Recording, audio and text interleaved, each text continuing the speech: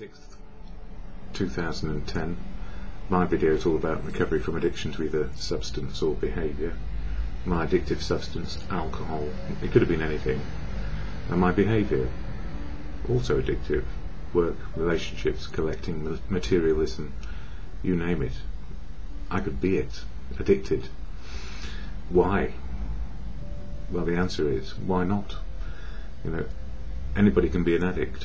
If we practice something hard, trying to be perfect for a long time, or then find ourselves reliant on something to fix us externally in terms of our emotional, spiritual, or physical well-being, that's how addiction happens. So we can slip from conviviality and joyfulness, or accessing our feelings with the help of some external source or external support, through to dependence on that external factor, through to addiction to that external factor.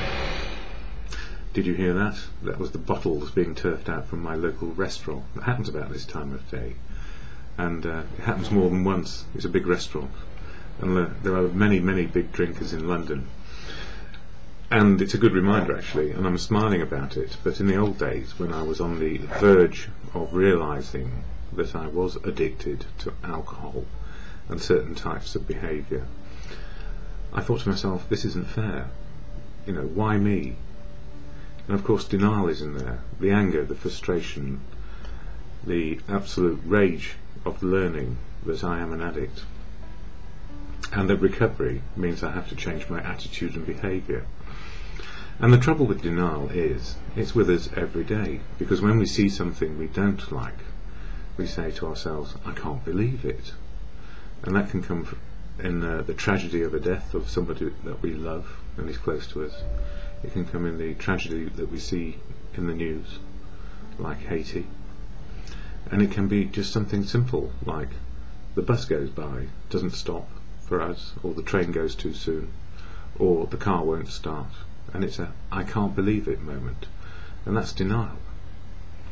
Anger, frustration, some depression, depending on the severity of what's going on, and then some sort of acceptance, admitting that this needs to change. And acceptance for me is a daily process, as is denial.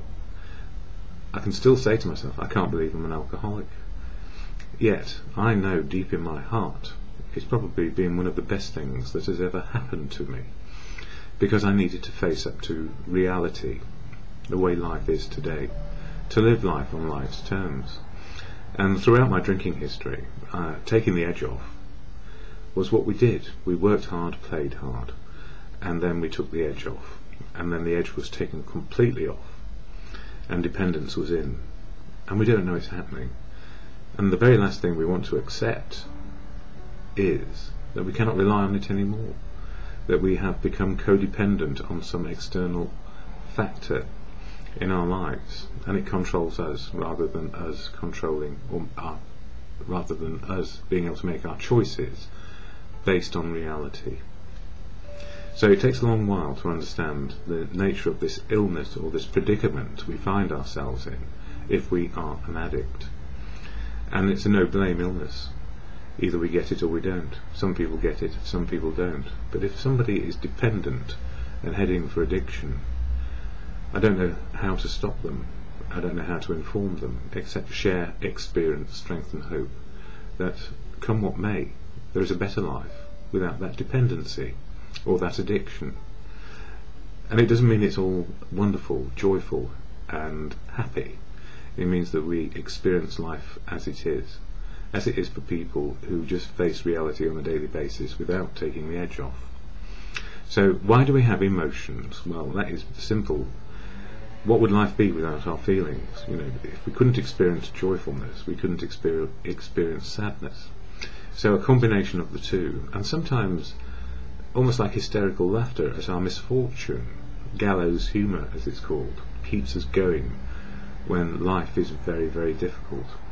So what helps me? Well, family, friends, community keep me ticking along in a place where I can love people, be loved back and useful in society again. And it's contingent on my sobriety. So what helps me with my sobriety is simply a fellowship, and that fellowship is AA. And the reason why it's a fellowship, everybody's the same size inside it.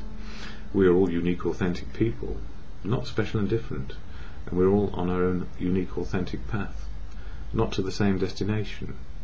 As we leave meetings, we go about our lives, and we might not see each other for quite a while, but we do make friends in fellowship, and we do find inclusion and being a part of again, and that's a stepping stone, if you like, to normal living, whatever that happens to be for you. So what is AA? I share the preamble of AA here, or the statement of intent about what it's there to do, and then one of the readings from one of the books of literature, and a little bit about what's going on for me. So the AA preamble is this: Alcoholics Anonymous is a fellowship of men and women who share their experience, strength and hope with each other, that they may solve their common problem and to recover from alcoholism. The only requirement for membership is a desire to stop drinking. There are no dues or fees for AA membership. We are self-supporting through our own contributions. AA is not allied with any sect, denomination, politics, organisation or institution, does not wish to engage in any controversy, neither endorses nor opposes any causes. Our primary purpose is to stay sober and help other alcoholics to achieve sobriety. And in there, primary purpose of the fellowship is to help people stop drinking, and then to help other people find sobriety. And beyond that is how it works for us. So it's not all the same for everyone. In fact, for every person it's a unique experience, and that is the gift of fellowship, that we get our choices in living back and our understanding of life as it is today. So the gift for me is to be a part of. And for me, just checking the time, I went to a meeting close to me. It's my closest meeting in geographical terms. I've only ever been there twice in the last few years. Why? I don't know. I got stuck into other meetings. But it's on my doorstep almost, and it's very handy when it's extraordinarily cold in the night time here, to go find a bunch of people who I know, actually. There's so many people I know around here in fellowship. I can't help bumping into them in the street, in the supermarket, you name it. And life experience is like that. So sometimes we just nod because that's as far as we go with our friendship, or sometimes we give each other a hug in the middle of the street and people think, oh, they're good friends, I wonder where they know each other from. And nobody knows, really. Anonymity is the sanctuary to find our truth. So it's important, this anonymous business, very important, because it is sanctuary to find out who we are and then live our lives. So literature today in this book, Daily Reflections, covers the 12 steps of action for an individual to be able to put into practice on a daily basis, and it takes a while to learn what they are and then put them into practice. And for January 26 it says rigorous honesty. Who wishes to be rigorously honest and tolerant? Who wants to confess his faults to another and make restitution for harm done? Who cares anything about a higher power, let alone meditation and prayer? Who wants to sacrifice time and energy trying to carry AA's message to the next sufferer? No, the average alcoholic, self-centered in the extreme, doesn't care for this prospect unless he has to do these things in order to stay alive himself. And what we learn in sobriety is that we need to actually share and pass on the message, because it then means we are included again, that we have purpose. And as Albert Einstein said, behind everything is purpose, or what is the point? I'm not going to read the rest of it. You can find it either on my Facebook or anywhere on the internet.